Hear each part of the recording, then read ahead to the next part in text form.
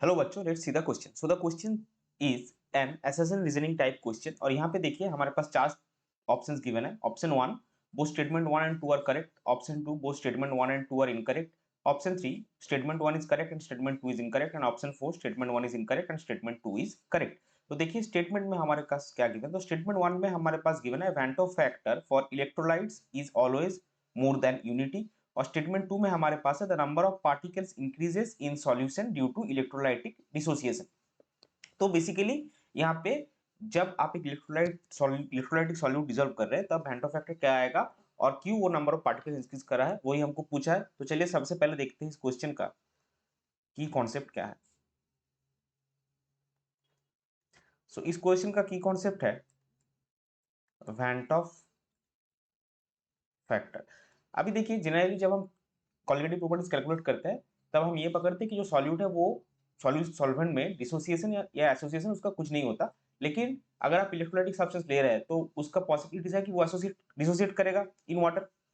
Water को अगर आप सॉल्वेंट ले रहे हैं तो इस केस में क्या होगा कि आप थ्योरेटिकली जब कैलकुलेट कर रहे हैं तब आप एसोसिएशन और डिसोसिएशन को नहीं पकड़ रहे हैं, तो आपका एक वैल्यू निकलेगा थ्योरेटिकल। लेकिन एक्चुअल में एक्सपेरिमेंटली आपका वो पार्टिकल डिसोसिएट कर रहा है, तो अगर डिसोसिएट करेगा तो उसका वैल्यू जो एक्सपेरिमेंटल वैल्यू है वो अलग आएगा। तो यही जो एक्सपेरिमेंटल वैल्यू और ऑब्जर्व जो आपका नॉर्मल थ्योरेटिकल कैलकुलेटेड वैल्यू है इसका जो रेशियो है इसी को हम वेंटो फैक्टर बोलते हैं। लेकिन यहाँ पे हम इलेक्ट्रोलाइट्स बोला है तो हम वेंटो फैक्टर को डिग्री ऑफ डिसोसिएशन के साथ रिलेट करेंगे। So van't Hoff factor that is I is related to degree of dissociation जो कि है alpha, as alpha is equal to I minus 1 divided by n minus 1, where n is the number of ions produced upon dissociation of electrolyte. अभी देखिए electrolyte दो तरह का होता है, स्ट्रॉन्ग इलेक्ट्रोलाइट और वीक इलेक्ट्रोलाइट। स्ट्रॉन्ग क्या है जो कंप्लीटली 100% डिसोसिएट होगा और वीक इलेक्ट्रोलाइट जो है वो पार्शियली डिसोसिएट होगा। सो हम क्या करेंगे, let us assume a strong and a weak electrolyte with value n is equal to 2। मतलब हम दो इलेक्ट्रोलाइट ले रहे हैं, एक स्ट्रॉन्ग एक वीक, जिसमें दोनों इलेक्ट्रोलाइट में आपका डिसोसिएशन के बाद कितने आयंस फॉर्म होते हैं, दो आयंस फॉर्म होते हैं। सो अगर आप स्ट्रॉन्ग इलेक्ट्रोलाइट पे कंपेयर करेंगे या फिर कंसीडर करेंगे तो फॉर स्ट्रॉन्ग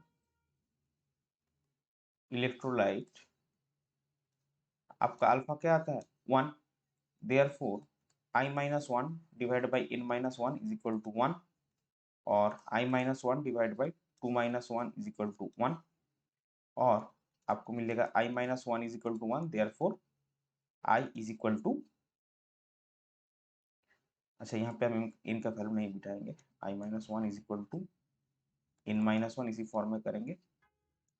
तो I is equal to n is equal to 2, जो क्या है, जो कि ग्रेटर देन 1 है। तो स्ट्रॉन्ग इलेक्ट्रोलाइट्स के लिए क्या होगा, I का वैल्यू जो है वो n के बराबर होगा। अभी चलते हैं वीक इलेक्ट्रोलाइट में। So for weak electrolyte alpha क्या होता है, एक से कम होता है, less than 1। So I minus 1 divide by n minus 1 हमको क्या मिलेगा, लेस देन 1। यहाँ पे आप n का वैल्यू बिठाइए, I minus 1 divided by 2 minus 1 less than 1, और आपको मिलेगा I माइनस 1 लेस देन 1। तो I माइनस 1 का जो वैल्यू है वो लेस देन 1 होता है, तो ऑब्वियसली I का वैल्यू क्या होगा, I का वैल्यू 1 से ज्यादा होगा। तो देखिए स्ट्रॉन्ग इलेक्ट्रोलाइट के केस में भी हमने देखा I का वैल्यू n होता है जो हमेशा 1 से ज्यादा है, और वीक इलेक्ट्रोलाइट के केस में I माइनस 1 का वैल्यू 1 से कम होता है तो I का वैल्यू ऑब्वियसली 1 से ज्यादा होगा। यानी कि जो स्टेटमेंट 1 हमको गिवन है, the van't Hoff factor for electrolyte is always more than unity, ये करेक्ट है। अब दूसरा स्टेटमेंट देखिए, the number of particles increases in solution due to electrolytic dissociation. So क्या होगा, हमने जो n का वैल्यू है, हम सबसे आप बेसिक NaCl लीजिए, उसका भी n का वैल्यू 2 आता है, तो n का वैल्यू हमेशा 1 से ज्यादा होगा, since always n is greater than 1, number of particles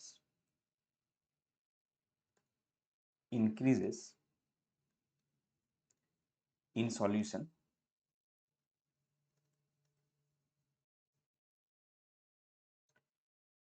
due to